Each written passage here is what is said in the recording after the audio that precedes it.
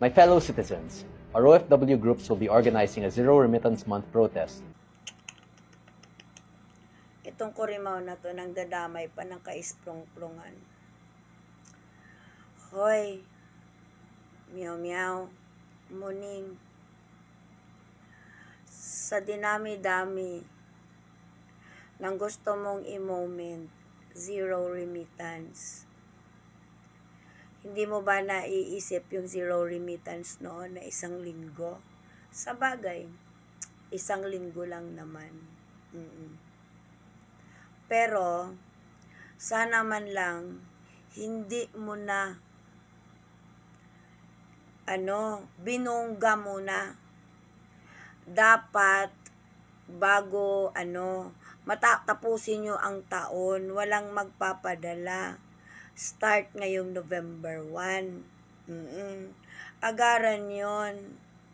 At pag may mga nagutom na dito sa Pilipinas na pamilya ng OFW at may mga nakataka na ng sasakyan, na foreclosed na yung mga bahay, nakasuhan na ng BP22 or kung ano-ano pa mang mga kaso dahil hindi nabayaran kung ano-ano yung obligasyon dahil nagsisiro remittance, walang iyakan na. Sana binumpikat mo na hanggang katapusan, December 31. At nang malaman-laman ng yung mga moment dyan, ang dami-dami mong idadama yan pa. Oo. Bakit hindi ka na lang tumambling dyan sa EDSA? Diyos ko, kaloka to.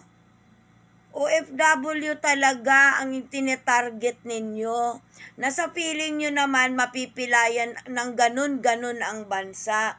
Di nyo ba iniisip na maliban sa OFW, meron ding mga bayani? Yung mga hindi natutulog. Yung mga nasa BPO. At sa feeling mo naman talaga, meow-meow, kung ilan ba yung susuporta ng mga Duterteng OFW, Duterte supporter ng mga OFW, yung maniniwala na lang talaga sa'yo, boom, tanga. Last quarter of the year, naghahabol yan ng mga insurance, ng mga premium ng mga tapos gaganunin mo, walang iyakan, Bia. Panindigan nyo yan. Umpisahan nyo agad yan bukas, ha? Nakakaya namang hindi. Pero wag lang buong November, gawin yung hanggang 31 ng December. Kaloka to si Meow Meow.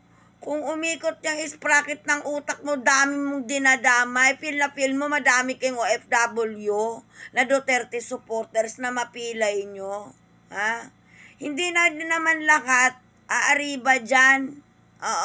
Naniniwala naman ako na hindi lahat ng mga DDE supporter ay ganun kasing kutaw ng utak mo. Nandadamay ka pa, di ka na lang talaga magtumbling sa EDSA, pistika. Antok ako, nagising akong nakita ko yung content na to. Alam mo, Barsaga, unahin mo ang Dasmariñas. Oo. Ang dami mong clout, B. Sana nga matuluyan ka ng makasuha ng taga Forbes.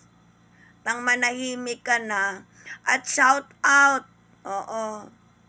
dyan sa ng kongreso, sa grievance nyo, rendahan nyo na tong nakawala. Naklanteting 146 ninyo Barsaga.